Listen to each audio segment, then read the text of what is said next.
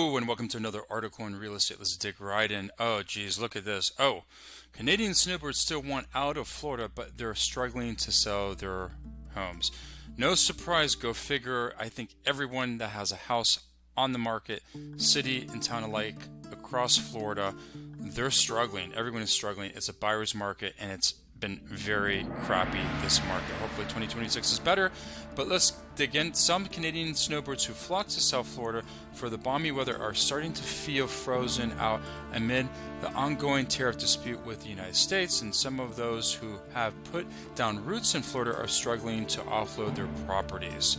Yes, I can imagine. I guess it's because of this political situation. Now, in 2025, Canadians' oldest real estate company, Realty, found that 54% of Canadians surveyed were considering selling their stateside homes within the next year, with the main reason being the current political administration. Wow. Geez. You're going to sell and lose money because of that. Okay. Well, that's just what they say. This is just an article. The polarizing political climate in the United States is prompting many Canadians to reconsider how and where they spend their time and money, said Phil Sober, President and CEO of the Royal LePage, said in a statement. Okay, so this is kind of what he's thinking. This is a survey. Now there's this lady over here named Elaine, and this is a quote, and she says a lot of it depends on their politics. She said about whether the Canadians who she knows want to bail on the Sunshine State. One neighbor is very liberal, and he's like, yeah, I might have to sell because of everything. The other one isn't like, he's like, no, I'm not going to sell. I get it, you know. So, but we live in the most free, open country that gives us freedom of speech. Thank God we have America. God bless America. So Elaine says down here, she goes, but she insists that Canadians are still looking to buy a home. They're going to looking to buy property. So some are selling, some are buying. It just shows kind of, to me, a normal market, buyers and sellers. It's not the best market. But this whole political agenda, people just need to get over that and realize that you are free to buy property as a foreigner, depending on what country you come from, and you have these rights just like Americans own property here in America. Because again, we are a free country regardless of who's president.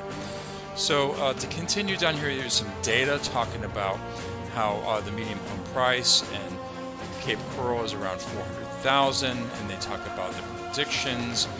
So yes, there's people still buying and selling. It's not the best market. It's obviously a buyer's market, and you can see here that there is a decline in Tampa, Orlando.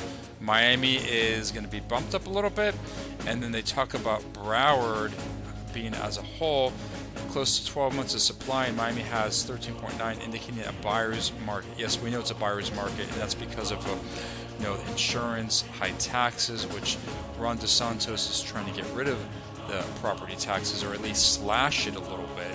But I don't know where he's going to get the rest of the money to allocate towards, funding the police, school system, streets, public services. That's another whole topic. Anyways, but focusing on this article, which is very short, trying to leave South Florida, and Donna Lockhart, she says in this statement, she goes, well, you get a little more anxious the older you get, and I do not like the direction that the United States is going in. If they don't want us there, we don't need to be there, she told the outlet. Okay, who's they? What do you mean you're not welcome? Of course you're welcome. And there's laws implemented in the United States to stop discrimination and that type of behavior. So you're more than welcome, is just maybe what you think, Donna, in my opinion. By the way, this is a bad picture. The yard is very brown. Continuing, though, she says she isn't the only Canadian snowbird hoping to bail. Well, I'm sure there's other people that want to bail, and they talk about it. This guy, John from Ontario, Canada, and he says, we're in a trade war, and we got to support our own side, he told CBC News. I'm bullheaded, and I just decided, hey, I've had enough. And just to throw it in their faces, I'm probably going to go to Cuba instead. Okay, well, John, you can go to a communist country where it's repressed and there's no freedom of speech and it's a dictatorship. So what are you trying to prove? Talk about, in my opinion, a hypocrite. You want to go from what you say is not good here to worse. I have not experienced that in my life, Cuba or North Korea. I can only imagine those poor people that don't have freedom of speech. But he's just going to throw it in their face and go to Cuba. I guess that's his way of dealing with the political situation here in the United States. So Canadians souring on the United States real estate, and it's year over year. Basically, they're talking about year over year. The data suggests that the northern snowbirds are gradually losing interest in stateside vacation homes and investment properties. Online shopping traffic from Canadian declined 4.5% points from 36.6% in the third quarter of 2024 to 32.1% for the same time frame in 2025. So overall, there's a decline, but I think the market will bounce back and people will flood in once more. The economy and things like HOA fees and property taxes are finally figuring out. Well, hey, this is just a short article, and I just gave a brief summary and some opinions of my own. Real estate can and will be expensive, hopefully more affordable in 2026 this year.